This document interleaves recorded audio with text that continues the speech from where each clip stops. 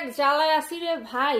এমন এক দেশে জন্মগ্রহণ করছি, মানে দূর প্রবাসে থেকে সে দেশে যে একটু বেড়াতে যাব, মানে নিজের দেশে যাব, সেটার জন্য মানে সবাই বলছে ভাই আসিস না।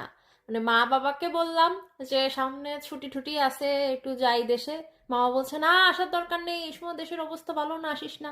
বন্ধু বান্ধব যাকেই বলতেছি দোস্ত আসতেছি, শুভ্রা এই সময় আসবা, দেশের যে অবস্থা কি আর বলবো, আমরা যাইতে পারলে বাঁচি, আর এর মধ্যে তোমরা আসবা, না আসাই ভালো, যদি না পারো তাহলে আসার দরকার নেই।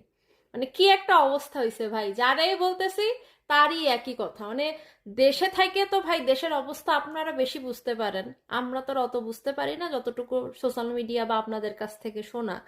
এখন বাড়ির লোক যদি এরকম বলতে থাকে বা বন্ধু বান্ধব যদি বলে যে দেশের অবস্থা যা, আসার দরকার নেই, কখন কি হয়ে যায় বলা যায় না, তো এটা শোনার পরে ভাই মানে কোন ধরনের মন মানসিকতা, মানে মানে কোন মানুষের মন মানসিকতা ভালো থাকে বলেন তো? মানে নিজের কাছে কতটা খারাপ লাগতেছে আর নিজের কাছে কত ছোট লাগতেছে একটু বলে বোঝাতে পারবো না। যে নিজের দেশে ভাই ফেরত যাব, তার জন্য বাবা মা নিষেধ করতেছে, বন্ধু বান্ধব নিষেধ করতেছে, আত্মীয় স্বজন নিষেধ করতেছে, বলতেছে আসার দরকার নেই। মানে এই দুঃখ কোন জায়গায় রাখবো একটু কোন দি, মানে কোন দেশে জন্ম নিলাম?